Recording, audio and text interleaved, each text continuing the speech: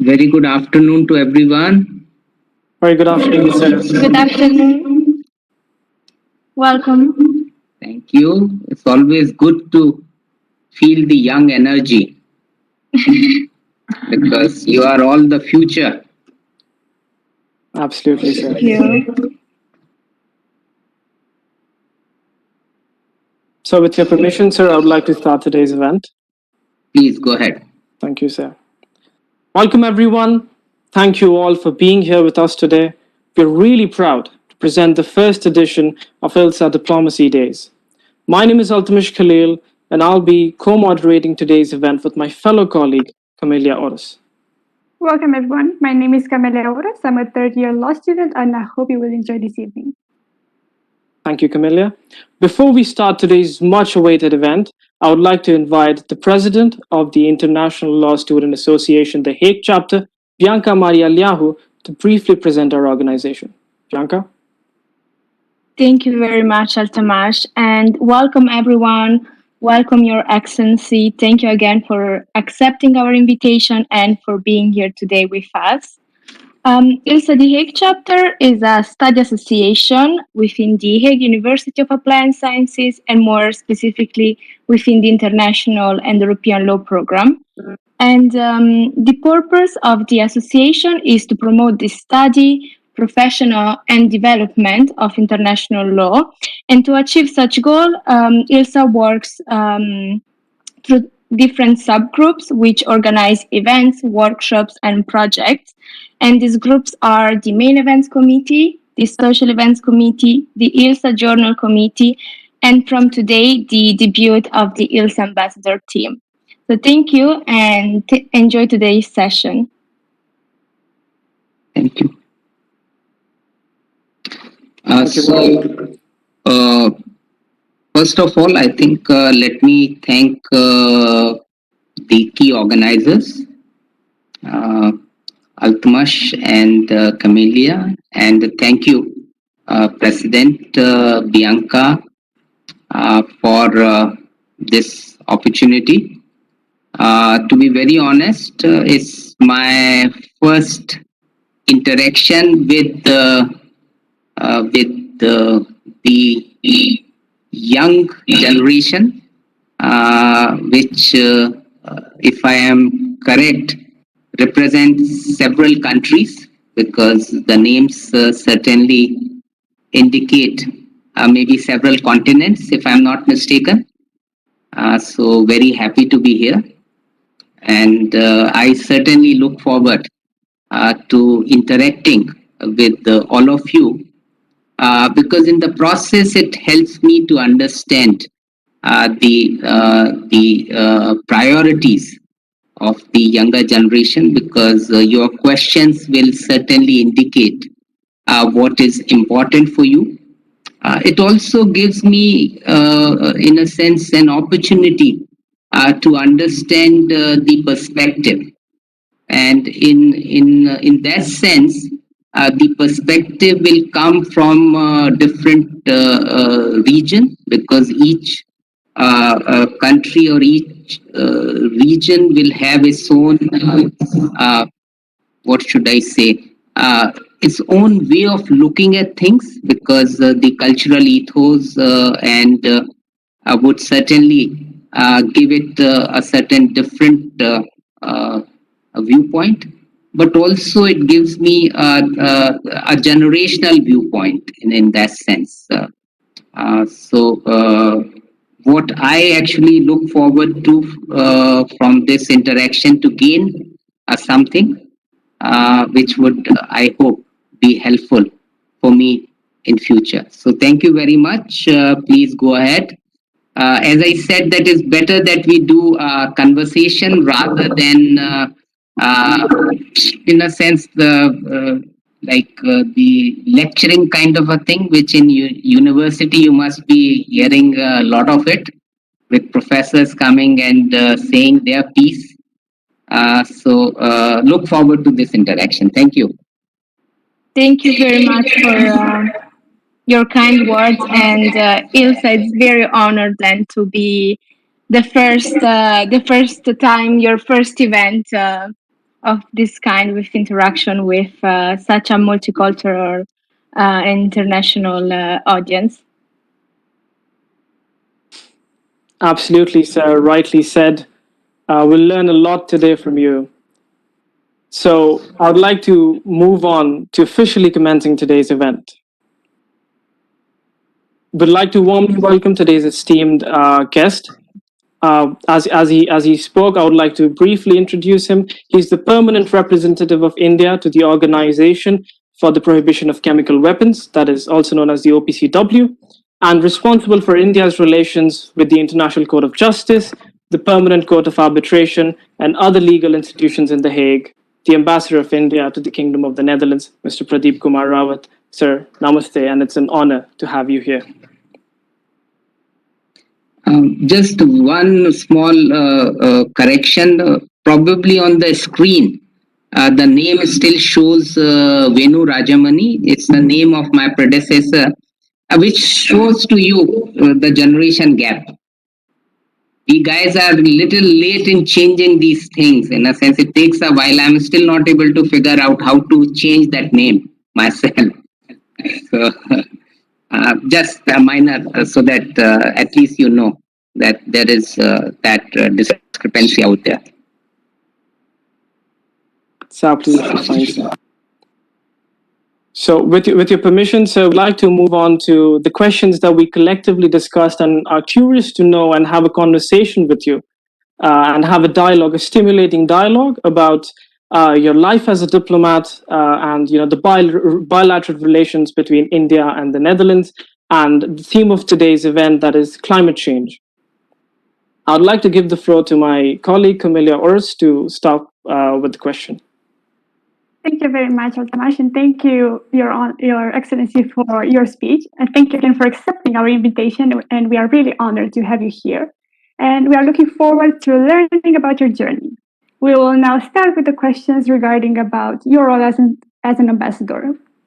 So, first and foremost, I think what is really interesting to us for now is that, seeing as you have a vast experience in the fields of international relations and diplomacy, and you serve as the ambassador to India. You served as the ambassador of India to Indonesia and Timor-Leste up until December last year. We are really curious about what made you decide to go into the field of diplomacy, and more about the steps that you took in order to reach this position, more importantly regarding your education. If I may sum it up in one sentence, I am accidental diplomat. If you have seen, I trained from education point of view as an engineer. I am a mechanical engineer from my first degree, and my second degree further is in the same field, that's industrial engineering. So when I was studying, I think in my school days or college days, I never imagined that I will land where I have landed. But as you know, in my civilization, we have abiding and deep faith in a word which in English is called destiny, but it doesn't do justice to what we call that's not close in a sense. Those are the problems of lost in translation when you do that cross-cultural. But the closest is destiny. So as we have this deep and abiding faith in destiny, so when it happened, and you always accept these as part of the larger scheme. So that's how I actually ended up in this field. To just give you a background that how diplomats in India are selected, we have a national level examination, and with India, everything is big and in large numbers. So we select, in those days, we used to select close to maybe 10, 12, 15 diplomats.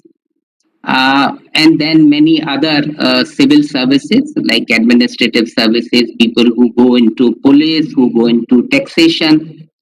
So the total number of candidates who would eventually qualify would be about, say, 800 to 1,000 candidates, for which close to 500,000 people will appear. So, in a sense, there is a very big factor of destiny or luck where you actually land up, because sometimes there are many people whose numerical score will be the same, but based on their date of birth, some other criteria, they will actually go into three different streams. So that's the way diplomats are selected. So I was one of those who was destined to become a diplomat with not much of idea what this field holds, and never traveled abroad in my life before joining the service. So it was quite, I would say, it's a very interesting journey for me. And in the process, I have learned a lot, because life of a diplomat is you never stop learning, as I am learning today with all of you. So it's a very interesting journey, and I feel quite blessed that it happened the way it happened. Absolutely, sir. We never stop learning. That's really true. On that note, sir, as you mentioned that it was you became an accidental diplomat. However, I've also been going through your description, and you were the ambassador of India in Indonesia and in Timor Leste. On this note, would like to know, sir, what are the important traits that a diplomat needs to have, and that defines him as a great ambassador? It reminds me something. I think, let me see. For a diplomat, what is important is that we must find a solution which is efficient and effective.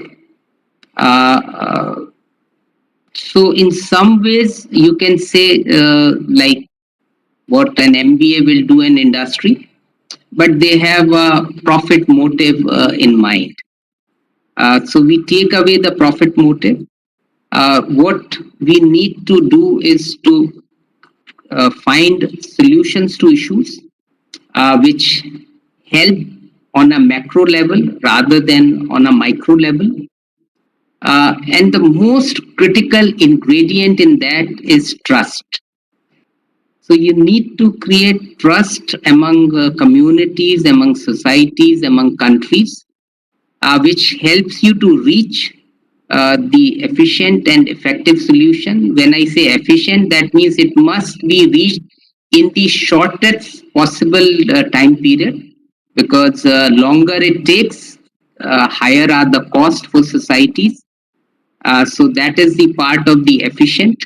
And when I say effective, means that it must meet the divergent expectations in a way that everyone reaches a common ground, and it becomes a durable. So that's the part of being effective.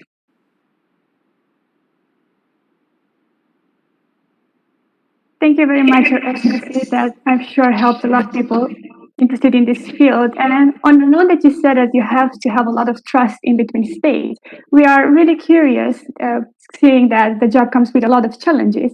If there are any risks involved in the field of practice, and if yes, how do you circumvent with those risks? I would say, see, trust is very fragile. It's very fragile. It's almost like it's well, since we are in this part of the world, there's a lot of crystal. So, like it's the Czech crystal or the Swarovski crystal. It's very beautiful when it's complete. It's very fragile. Gets broken very easily. And as you would see, even if you try to repair a Czech crystal or a Swarovski crystal, you can never repair it to perfection. There will always be those things which are there. So trust is a very simple and easy word, but it's very difficult uh, to uh, to create and to maintain. I think that's very important, and one needs to be very honest in that sense. So that's very important for diplomats. That you need to be honest in what you do, and everybody understands that you are working to protect your own society, your own country's interest. But you need to do in a way that the other side also finds value in your interest. Absolutely, sir. I got really curious yesterday, and I went to Google and I looked up your interviews, and I stumbled upon an interview which you had in Indonesia with the Voice of Indonesia, and it was like a 20-minute interview. I watched it through the whole thing, and it was really fascinating for me to see how you described India's journey, its diplomatic history, and how its relationship has been with Indonesia. And would like to ask you, what, according to you, is a major achievement in India's diplomatic history? Do you think that it in any way relates to or affects the current international relations? See, I would say that the biggest asset that India has, which is a civilizational trait, that India enjoys tremendous goodwill as a country, as a civilization, and as a people. That's the greatest asset. And this goodwill has not come easily. I think my our forefathers had made a huge contribution. As you know that, for example, when you travel in eastern part of Asia, including Indonesia, you find that Indian civilization is deeply embedded in those cultures, which is a credit to our forefathers. It's also that as independent India, when India was, I think, was a very poor country with limited resources, even at that point of time, India never hesitated to share whatever was available with India with other countries which were in a similar situation like India. So, for example, you would have heard of India's technical assistance program. We call it ITEC. It started very early on, and whatever India had in terms of bit of technology, bit of other understanding, we started to work with countries in Latin America, in Africa, in Asia, in other parts of the world. So that has given India uh, uh, the trust which I mentioned, also given India a tremendous goodwill. And that is one of the biggest, I would say, asset that India has today.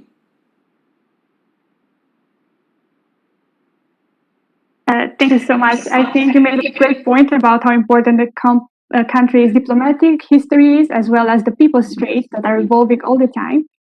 Even for such a long period of time, I think it's still affecting everything today. So, connected to that, we would like to know, and we also know that you're a newly appointed ambassador to the Netherlands.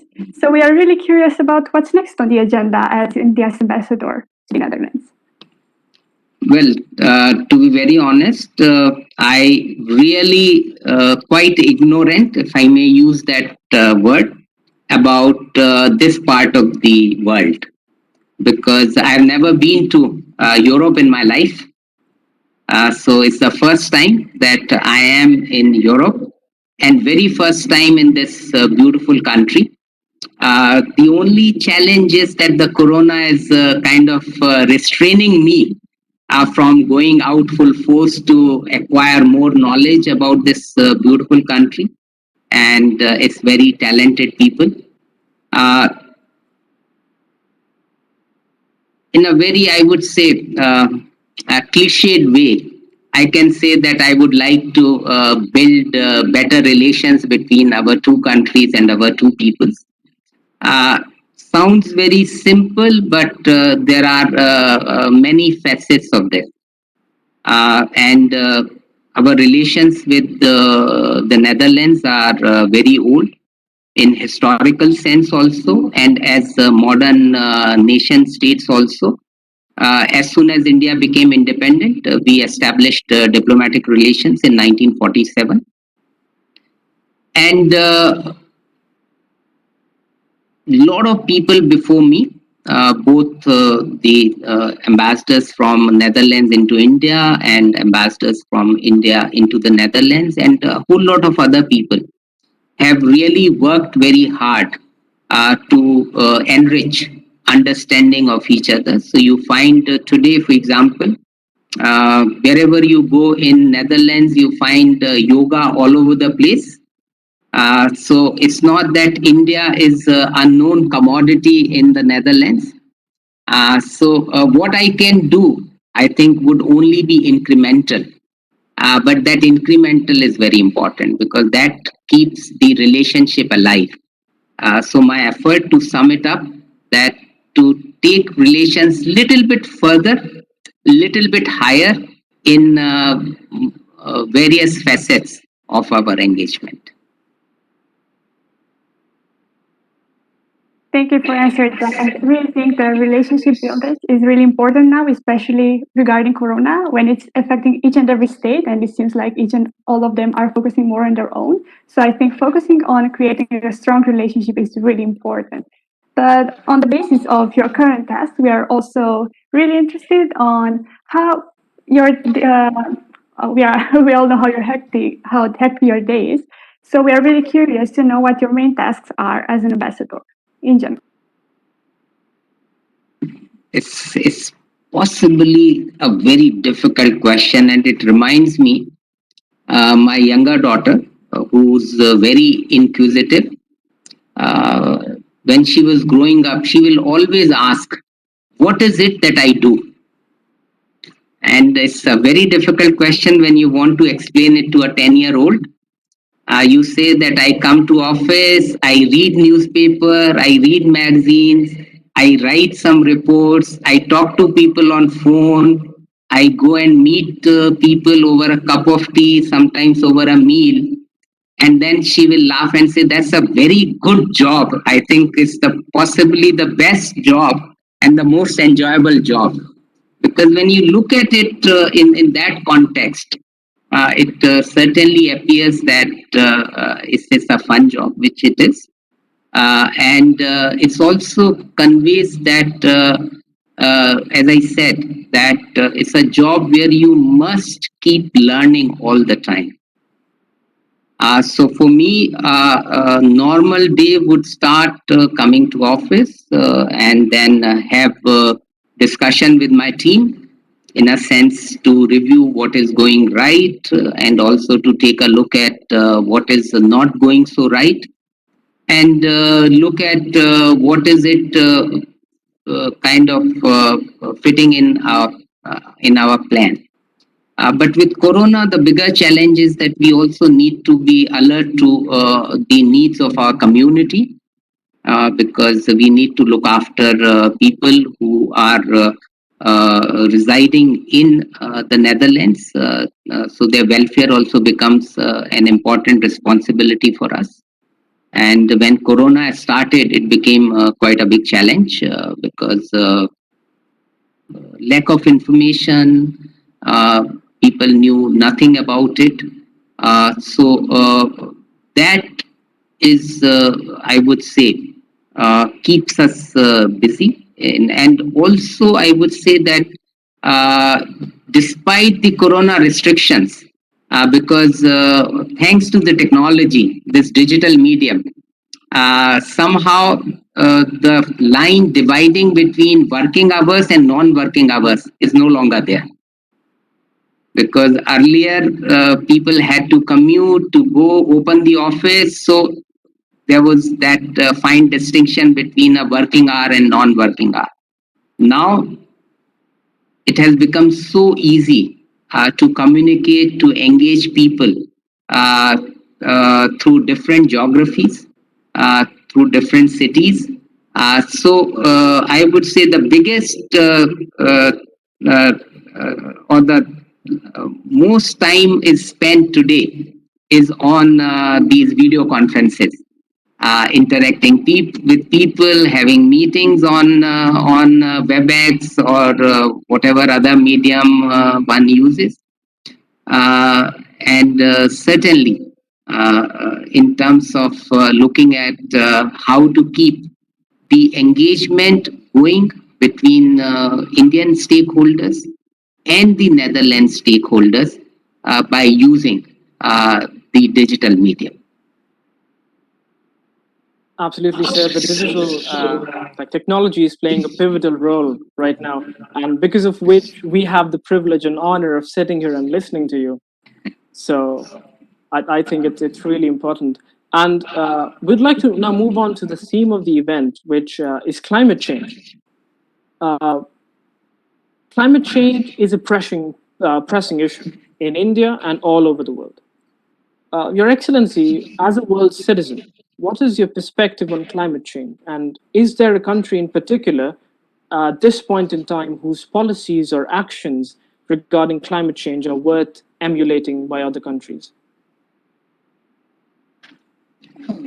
Okay, I think climate change is an issue which certainly or should concern your generation and the even younger generation even more than actually it concerns the older generation, because uh,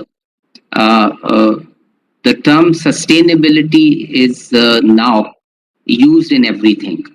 In a sense, we call it sustainable agriculture, sustainable supply chain, sustainable lifestyle, whatever it is. This term sustainable has now infiltrated every aspect. And part of that sustainability is, I would say, is in a sense the other side of it. You can say the climate change, because a lot of issues regarding sustainability are coming from the impact that human activity is having on nature. So it again brings me back to the Indian civilizational ethos, where human always existed, or rather coexisted with nature in harmony. And if we can actually find that balance which was there earlier, or as part of civilizational concepts in India, I think some of the worst case scenarios could be easily adopted. I'll avoid it. I'll give you one example. For example, in Indian tradition, there is a respect for animals.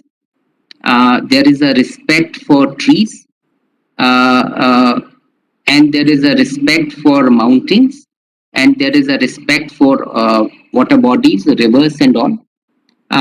Now, what it helps in many ways, that to a large number of people, uh, uh, they will not cut certain kind of trees because these are considered to be holy trees. They will actually take care of some of the water bodies, because again, for that reason, certain animals will not be harmed, again because of that. Uh, and certain mountains or nature areas which are considered to be holy or pious will also be preserved by a large number of people. It doesn't mean that everybody will do it, because each community may have slightly different belief. but it certainly helps when you go back to the society and then kind of link it up with the modern science, which tells us why we should be doing this. So it gives it a little bit, I would say, a contemporary perspective to an ancient tradition. So in that sense, it's very important. The second, if we look in terms of the way government of India's policies are on climate change, I think a lot of it could be a reference point for many other societies and many other countries. In particular, the way, for example, the solar energy is being harvested in India. Also, the way energy efficiency is being brought into the system.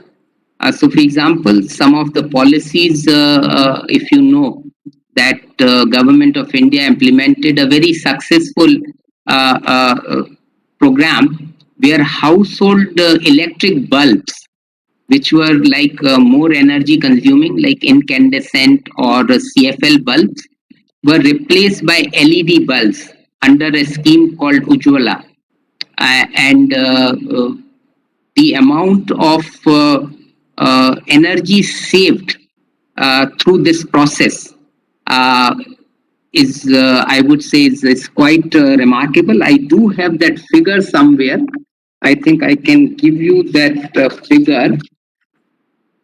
For example, the Ujwala scheme, it has reduced CO2 emission by 38.5 million tons per year.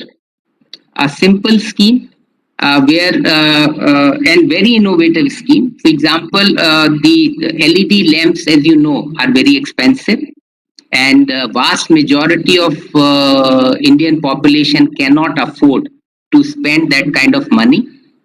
So what this scheme did, it tied up with the energy supply companies, the electricity supply companies, and the cost of the bulb was actually uh, was reappropriated from the energy bill saved and given by the energy companies. So the household actually did not have to invest those 4, 5, 8, $10, which is a large amount of money for certain households, and it became a very successful scheme. The second scheme, again, to build on this, is to bring more energy efficient home appliances. So the energy rating system, which is again very successful in India. And the third, as I mentioned, the solar system. Today in India, uh, uh, the solar energy deployment is one of the largest in the world, and it's by far the cheapest also in the world. So today the cost of solar energy is among the cheapest in India. So that's again is something which many countries could look at and see if there are certain lessons from India's success and uh, from that. Uh, so, and then third, I would say how to build a coalition of countries. So, for example, using the success of solar energy, create an international organization which is called International Solar Alliance, where there are now more than 80 countries, just to share the best practices, to motivate people to adopt solar energy in a bigger way and bring in more technology, more finances, things like that. So, from my point of view, if I could suggest, there is something that Indian experience can offer to many countries, if not to all countries. Absolutely, sir. There are only a few countries in the world which afford legal personhood to animals and river bodies. And as rightly mentioned, a lot of countries can emulate India's policies. And as you mentioned, the example, quite simple and quite innovative, yet it was very effective, as you mentioned through the figures. You mooted the point of solar energy and how India is working with it in its domestic platform. And you also mentioned the International Solar Alliance, which is on the international front. Speaking of which, the Kingdom of Netherlands is a part of the International Solar Alliance. So we'd like to know what are your tasks in the embassy that you have to do concerning the International Solar Alliance and how you liaison with the Netherlands. Are there any particular tasks? Uh, the solar energy, I think, when we talk about the ISA, and as I mentioned, that there are two very important pillars in that. One, how do you arrange innovative financing? Because to build these solar energy parks would require funding. And also, how do we actually enhance energy conversion efficiency? So, for example, the solar panel, if you go back 10 years ago, the energy efficiency would be maybe 11 to 13% in terms of conversion. Uh, to just give you more energy efficient or conversion efficient the panels are, smaller area you would need to generate the same amount of energy, which is very important because many countries, for example, say Netherlands, land is very scarce. So you need more energy efficient solar system. And Netherlands, as you know, is one of the leading countries when it comes to the technology part of it. So there are two very important dimensions in which Netherlands can play a very important role. One, as I said, financing, and the second is the technology.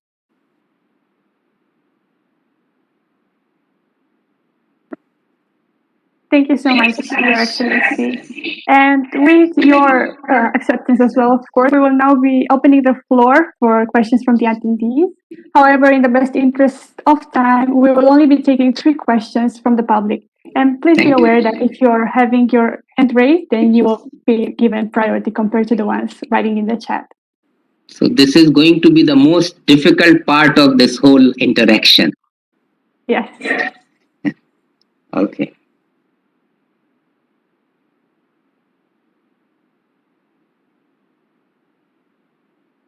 I'm not sure if there is any hand raised for now. Okay, good. Or any comment. Let me check, please. Oh, yes. Excuse me, I didn't see it before. Yes, Mr. Satish, please, you have the floor. Yes. So my question was that given India and the Netherlands like vastly different political and economic situations, how do you, as the ambassador, like work to reconcile these differences when it comes to like making relations? Okay. See, our electoral systems may be different, but the foundation of our electoral system is the same. That's the democracy. Am I right? Our economic systems or situation may actually be at a different level, but the foundation values are basically same in that sense. So, what, from my point of view, there are areas where there is a lot that we can learn from Netherlands successes. Say, for example, in agriculture sector, agri-tech, Netherlands is fairly advanced. For such a small country to be second largest exporter of agri products is quite an achievement. It's quite an achievement, and I think it's one area where we can work together because for a country of India's size, food sustainability is going to remain an important priority.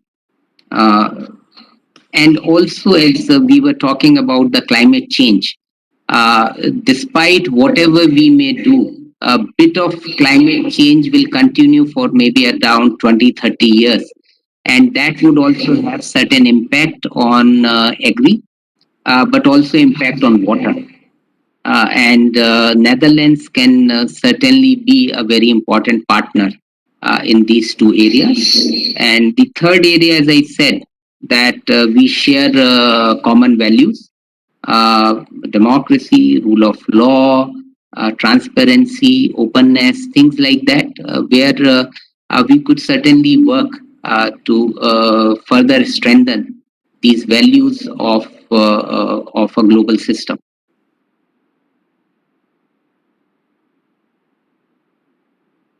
Thank you very much.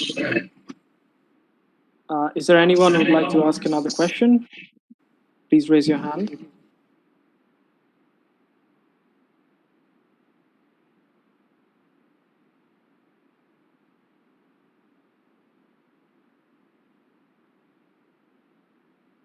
There is also a question in the chat. I see. So, the question is as follows. What are the main values upheld by Indian people that you believe should be more emphasized among peoples in the Netherlands?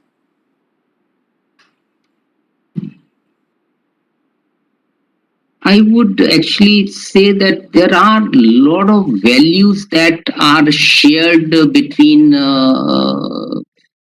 India and the Netherlands. For example, uh, uh, democracy, I certainly mentioned. Rule of law, I did mention to you.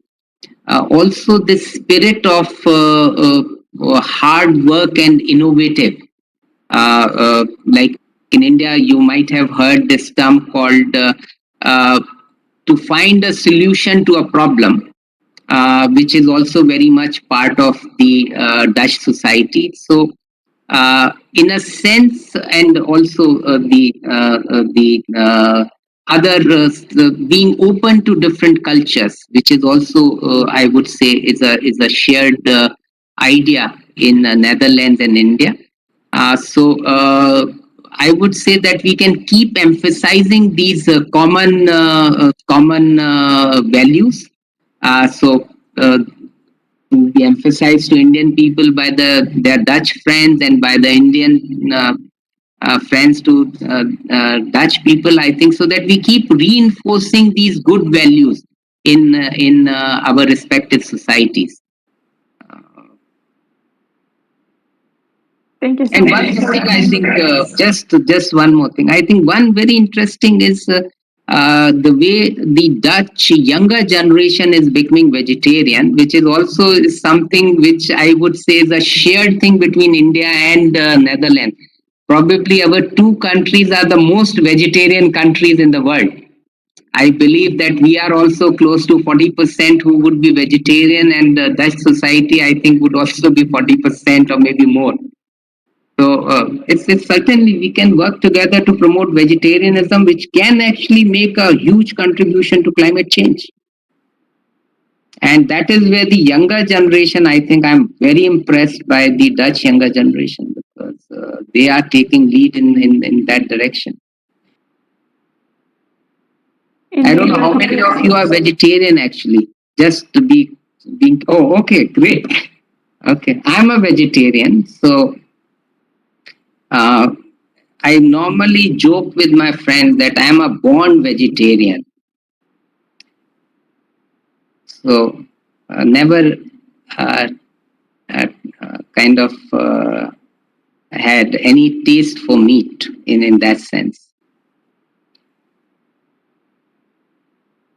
Thank you so much for your answer. I really think it has a great impact on climate change, and I think the Netherlands are truly taking a lot of steps forward in that direction compared to other states, and including the state where I am from. So now we would be opening the floor for the last question of the day. If anyone has any other question for His Excellency, please raise your hand or write in the chat.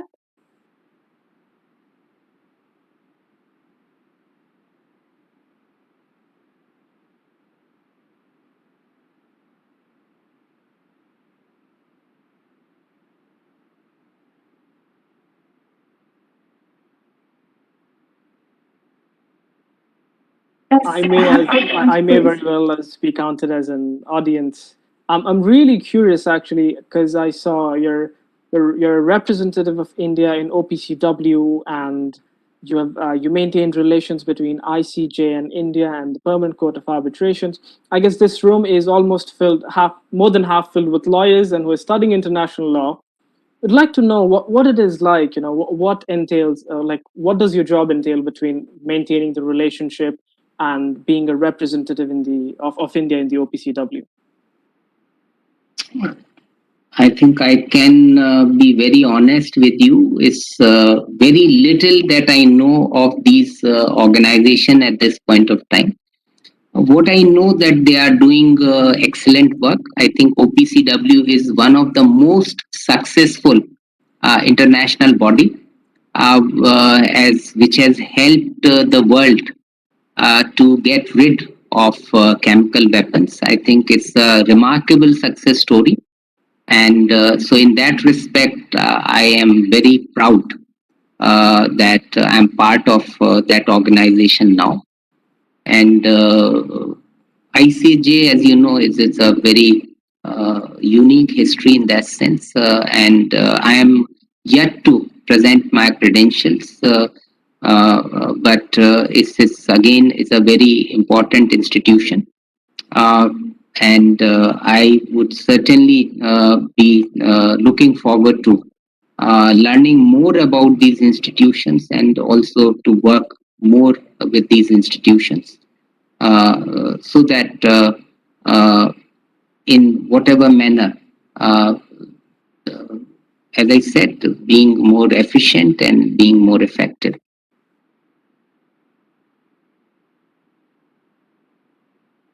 Thank you, sir. Actually, there was another question that we would like to ask, which was in the sign-up sheet that we had posted, and it is about in your diplomatic discussions. Has any of those discussions ever concerned questions of sustainability or environmental projects? And what were the discussions regarding the real action that could be taken in these particular areas? And can you support or encourage projects that relate to that? Or can an ambassador ever become an environmental activist himself?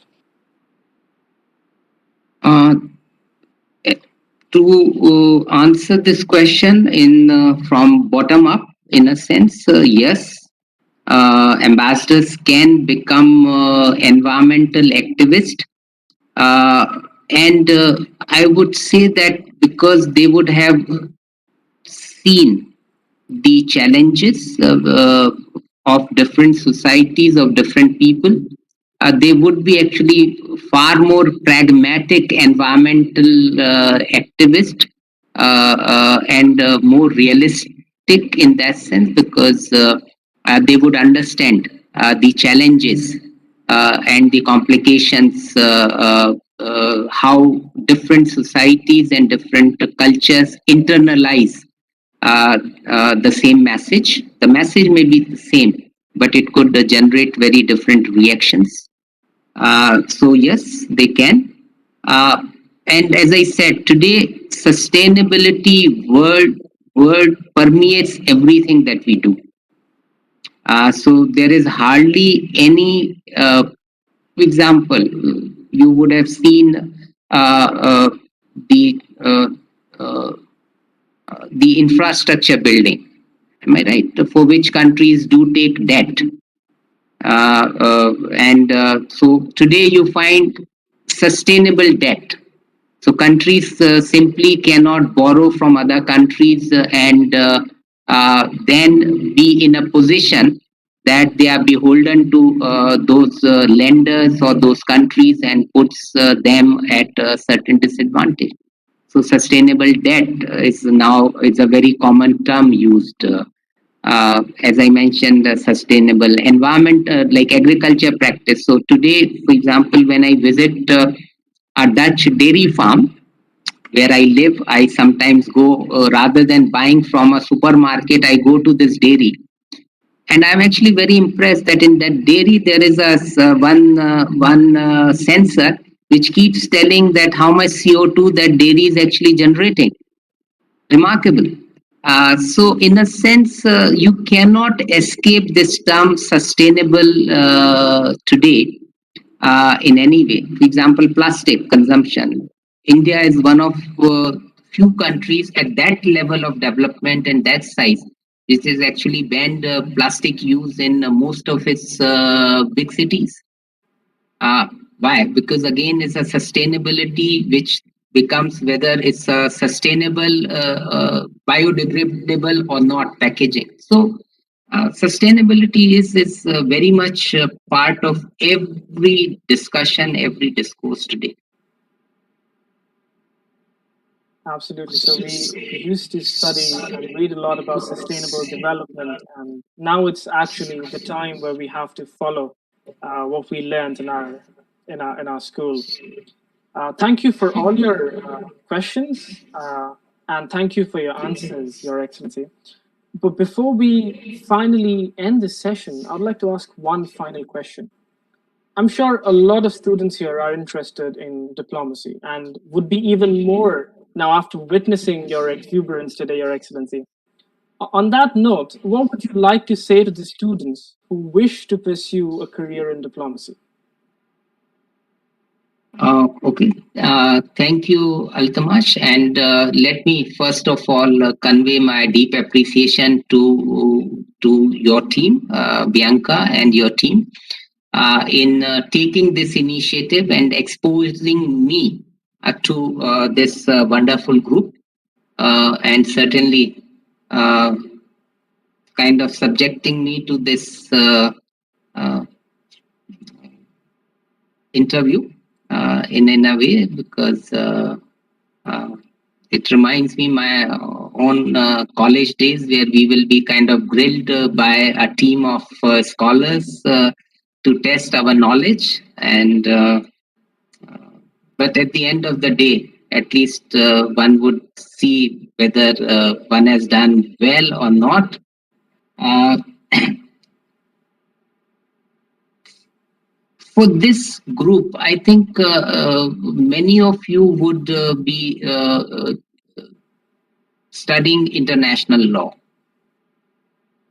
Uh, International law and diplomacy, actually, they have a very close relationship in many ways. So some of you who actually like international law can seamlessly move into the world of diplomacy. Uh, uh, uh, in a sense, it will be easy because you would understand a lot of issues that are involved. Uh, and it would certainly give you a much wider perspective of your legal knowledge. Because to me, law has to be organic. In a sense, it needs certain interpretation, and it must grow with society. Because if it remains static and it's unitary understanding, I think it would face many limitations. So if you move into the world of diplomacy, it would help you to create that organic understanding of law. So it would be very symbiotic and very, I would say, good, uh, synergetic move into another professional field. So I would certainly encourage more of you to try this world. And as I say, that if you don't like it after a few years, you will have many more opportunities, because in this field you are never static. So whenever you want to go out, you would be quite contemporary with the outside world. So thank you very much. I really enjoyed it, and wish you all the very best. Be safe, I know that you probably must be going out, but be safe. I think follow the corona protocol. It's important because we are still not out of the woods as yet. Yes, sir. Thank you. As you said, we are subjecting you to a type of an interview, and at the end of the day, you see that if one did well or not. I can certainly speak for everyone when I say that you definitely passed with flying colors, and we learned a lot from you today. And we could not have had a better kickoff to our event, sir, than this one. And on behalf of the Hague University of Applied Sciences and International Law Student Association, the Hague chapter, would like to thank you for taking the time today and gracing us with your presence. We'd also like to thank your office. Without their cooperation, this would not have happened. I'm certain our attendees here today have learned a lot from your passion, which you express through your words, and from your conscientiousness with which you work for your country. I'm certain, sir, that it resonated with all the students here. Thank you so very much for joining us today, sir. And Thank you. just before Thank we you. close off, I'd like to remind all our attendees that do not forget that this is only the first event of ILSA Diplomacy Days.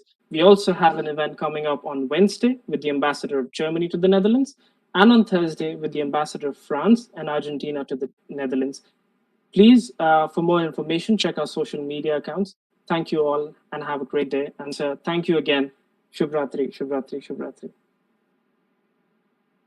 Thank you very much, Your Excellency. Thank you, Your Excellency. And Thank you very have much, a sir. nice afternoon, everyone. Thank you, sir. Thank you.